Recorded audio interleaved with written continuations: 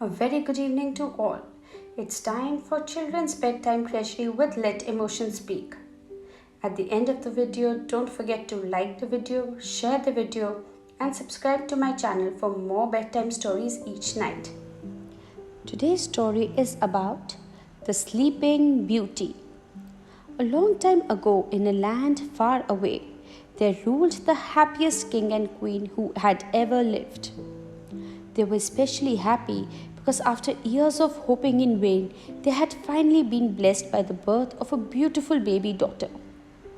The king and queen were so happy that they decided to celebrate by throwing a huge banquet for their family and friends and all the most important people in the kingdom. As they sat down to write the invitations, a worried look crossed the queen's face. The Countess Griselda will be very angry if she doesn't get an invitation, she said to her husband. The king's face went very pale for a moment. Then he shook his head and said, "No, she must not be invited. Griselda is wicked and mean. I do not wish her to cast her eyes on a beautiful daughter." With that, they continued writing the invitations. The day of the banquet arrived, and all the most important people took their place in the great hall. Before the celebrations began, a line formed to pay homage to the little Princess Angelina, who lay sleeping in her cradle next to the king and queen's thrones. 12 people stood in line, and one by one they stepped forward to give their gift to the sleeping princess.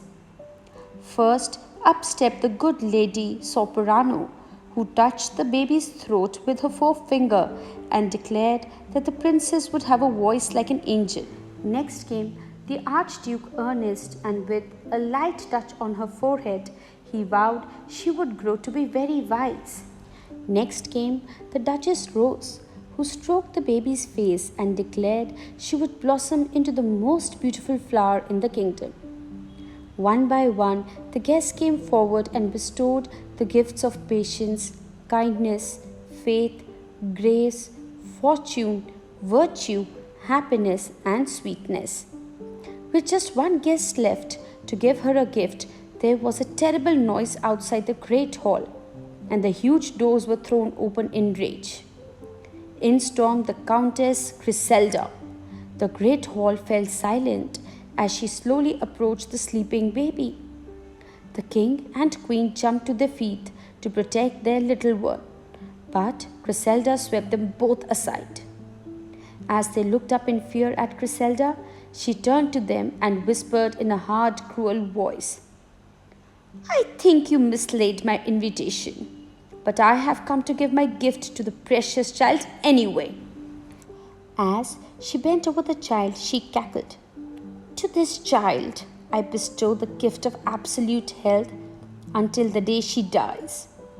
As relief showed itself on the faces of the crowd, she roared with laughter and bellowed, "Which is why it is such a pity she will not live beyond her 16th birthday." The crowd was stunned as she continued, "A spindle shall be her end, a common peasant spindle." And she touched the tip of the middle finger on the baby's right hand. She then clapped her hands together, and a great roll of thunder was heard, before a terrible wind swept through the open doors, blowing out all the candles. When the doors were shut and the candles relit, Griselda had disappeared, leaving only her terrible spell behind her. As the king and queen wept, they did not see the final guest who had yet to bestow her gift. The Marquise Maria bent over Angelina and whispered, "I cannot take away the evil of Griselda, but I can give you the greatest gift of all. I give you the gift of love. On that terrible day to come, you shall not die a death, but sleep. Little one, sleep deep and peacefully as you sleep now, until love comes to rescue you." She placed her forefinger on the baby's heart, and then she was gone. The king and queen were in despair, and they demanded that every spindle in the kingdom be destroyed. But They couldn't sleep a single night without worrying, and a day didn't pass that they let the little princess out of their sight for a moment. Angela grew, and with every passing year she became sweeter, and with every passing day she became more beautiful. The day before Angela's 16th birthday arrived, and as the king looked at his daughter, he felt a pang of sorrow, for he knew that he could not stop her destiny. Her birthday arrived, and for the first time ever, the king and the queen allowed her to roam freely around the castle. The king had ordered a huge celebration to be prepared in the great hall for later in the day, and Angela had tremendous fun watching the cooks prepare delicious pies, pastries, and cakes in the kitchens. She watched the servants making garlands of flowers and roamed through all the corridors to watch the preparations. In a corridor of the great hall, she followed a trail of petals, winding first one way and then another, up and up into a turret in the castle that she had never visited before. When she reached the top, a door swung open, and in the corner of the darkened room, a little old lady sat spinning some yarn. "Come closer, my child," she beckoned. Angela moved closer.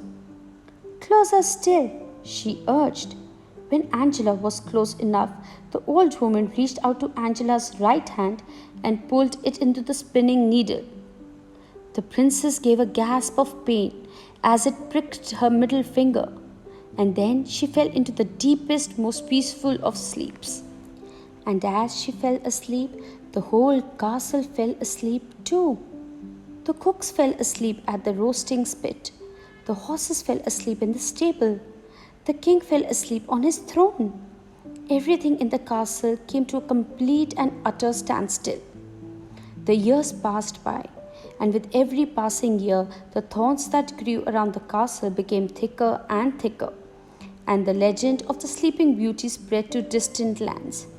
As time went on, many brave princes tried to cut down the thorns, but no one succeeded, and countless young men were lost forever in the forest of thorns. Many years had passed before one brave prince awoke from a dream in which the angelic voice of a strange girl had called to him from a thorn bush. He asked his father the meaning of the dream, but the king shook his head and said it was the best he didn't know. But the following night, the young prince once again dreamed of the strange girl, and this time he saw the princess deep in sleep but calling to be freed. The prince was enchanted. She was the most beautiful girl he had ever seen, and again he asked his father who she was. Again, the king refused to say anything, but when the prince's dreams continued and the prince felt he would rather die than live without the princess, the king relented and told his son of the sleeping princess far, far away. The prince lost no time and set off on a voyage that lasted a year and a day. Along the way, he heard tales of the princes who had tried before him and the fate they had met. Some had been turned to stone, some had turned to water, and others had simply vanished without trace, but none had succeeded. The prince finally reached his destination and stood outside the walls of the thorn forest. He knelt and said a prayer for all the lost souls who had tried before him, and then he raised his sword to strike the thorns. In that instant, a vision of the princess rose up to him, and he was so overcome with love that he dropped his sword and tried to touch the vision. As he reached out, he touched the thorns, and as he touched the thorns, they turned into flowers in his hands. The further into the forest he went, the more the forest bowed down before him, until all that separated him from the princess was a carpet of roses. The prince raced past the sleeping horses, cooks, and the king and ran up to the stairs to where the princess lay. He bent over her sleeping form and placed a single kiss upon her rosy lips. In that instant, she opened her eyes. Love had set her free. The cooks yawned at their spit and woke up. The horses neighed their yawns and woke up. The king yawned on his throne and woke up. Everyone in the castle woke up. When the prince led the princess to her father, he cried with joy and granted him any wish that he could choose. The prince asked for the princess's hand in marriage, and they both lived happily ever after.